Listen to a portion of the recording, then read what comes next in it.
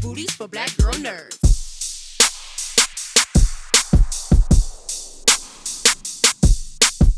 Well, Kevin, I'm going to start with you. Yes, ma'am. You play Roland, a once highly respected soldier, but he's now desperate for redemption.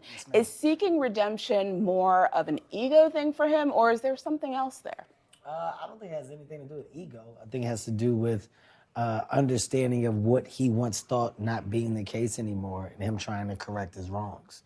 So I think it's more about a soul search and full turnaround for him, right? Like being a part of a journey and thinking that it was, and now finding out that it isn't. I mean, in the movie, he was working for a company that he feels like isn't doing the right thing. So going rogue was for the better of good for him. So I don't think it's ego. I think it's just having a new thought, a new idea, and a concept that you're marrying yourself to that's better for you.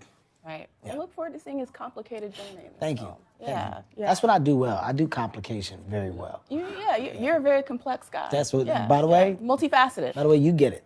Yeah. You see what I'm saying? You get it. And that was the whole thing for me. That's what it's all Come about. in, what's the problem? The Illuminati. Right? Like, give me the problem. I don't want to figure it out. Let me just get in it, right? And then let me feel my way out of it. You see what I'm saying? I just broke that down. That's deep. That's you deep. get it. You see what I'm I saying? love that. You better stop geeking out. Come on. Yeah. Jamie, you brought up the Illuminati. Someone toss this next question to you. It's in that thing. It's in that. It's in Echo. EchoNet knows everything, by the way. Yeah. I actually read that you listened to recordings of your character from the video game. So as you prepared for this role, tell me about that experience. And did you play the game as well? So I played the game a little bit. I raised a gamer. My youngest child is a gamer. So I've played a lot of video games. But I wasn't like a deep fan of the game because I'm not a deep fan of gaming. It's just, I do it because my kids do it.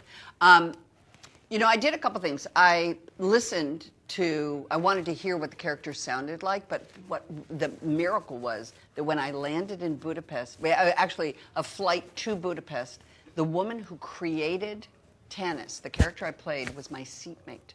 She's the wife of Randy Pitchford. Her name is Christy Pitchford. And Randy created the game. He created the entire Borderlands world. And Christy was sitting next to me on the plane. And I was asking her about Tannis. And she just told me the whole history of this character and what drove her and what her quirks were. She has an interesting quirk where she is attracted to inanimate objects. She has objectum sexuality, where she is attracted and physically attracted to inanimate. So in fact, in the game, she had a relationship with EchoNet for a very long time. Wow. And then they broke up, but then they had to work together. So it was very uncomfortable. Now, it's not really in the movie, although I think I did a few things where if you subtly look for it, you will see it. But you'll see it. But I saw it when she did it. Yeah, I mean, that's who she is. She's a scientist who's, not neurotypical, let's put it that way. I'm sure there's a lot of Reddit communities out there that I know think about there are a this. lot, yes, Yeah. I know there are. Yeah, indeed. Okay, very cool. Very Yeah, it cool. was very interesting. By the We'll look way, for those Easter eggs. What you just did is what Comic-Con is about. Like those moments there when you're talking about the thing under the thing. Yeah, far that out. Can be discovered That's right, you're within right. the thing. That's what I feel That's this what fan nerds base. know. That's but what we're all about. It's really what they embrace the most. Like, is that a moment in the discovery? Like, Yes. how deep are they into it? So I embrace what Jamie Thank just you said. very And I much, understand Scott. it. I love Appreciate that. it. I hope the fan base, I hope they really dive in deep enough to see what Jamie's talking about and pull away from those moments. They will. They will indeed.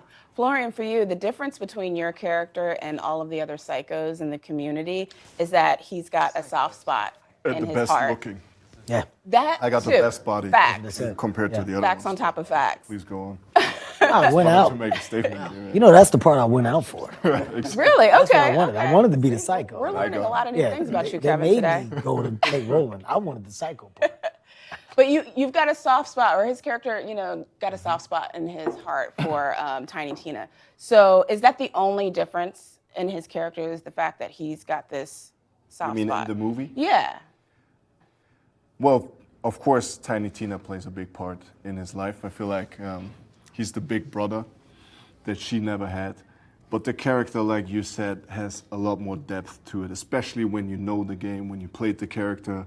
So many layers to that character. We might not see all the layers, but definitely the biggest difference, besides the physicality and obviously Tiny Tina, is that he develops this understanding for his new family. I mean, in the end of the day, you guys coming into his life, and other than Tiny Tina, there was no one else to defend. And then he kind of starts to appreciate the love for, you know, the other members of that new family. And family in general is something that this character was missing on his journey. So I feel like that's, you know, that's the newfound purpose in his life. And let's see if we can peel off some more layers in the future. Oh, I love the idea and the theme of family in this. Yeah. So that's awesome. But Edgar, that's what we were on set. It was not, you know, it was not like we had to act it. We really liked each other in real life. We really, you know, went along with each other. We had dinners. We had a lot of fun on set. So it was easy. It was not acting. You know, it was Yeah. really having fun with each other. Not very lucky. No. One more question. Yeah. Edgar, Atlas is described as the personification of evil. Gotta let the evil speak. and being the catalyst for this whole story. So what is the threat, without spoiling, that sets off these events? Without spoiling anything. Yeah. I know it's kinda hard. No, I think I can resort to a phrase. You let me know if I don't think I'm spoiling. It's like, this guy is so condemned by his ambition that he will never be able to have enough. So that for him is a curse. And there is something to be discovered in the movie. So I'm trying to tiptoe around this. That can change the course of the entire universe. You know, like having access to that can really turn things upside down. And he wants it, you know. Many people want it for different reasons, but he wants it because he can never find that there's no bottom to his ambition. And I got so serious now. Well, no, it sounds like what's going on here in America right now. Exactly. Then suddenly I went, but it's well, I mean, yeah, it's people can, unfortunately, we can relate. You know, we can see those characters. It's a metaphor of like ambition with no limits. Oof. Nice. There you go. I know we Sorry, got to no, wrap, that's but okay. Good what's ending. one word that you would describe this? Bonkers. Bonkers. Go in here. There we go. There we go. Thank you so much for taking the time to Thank speak you. with me. God bless you. Have a good day. Appreciate it.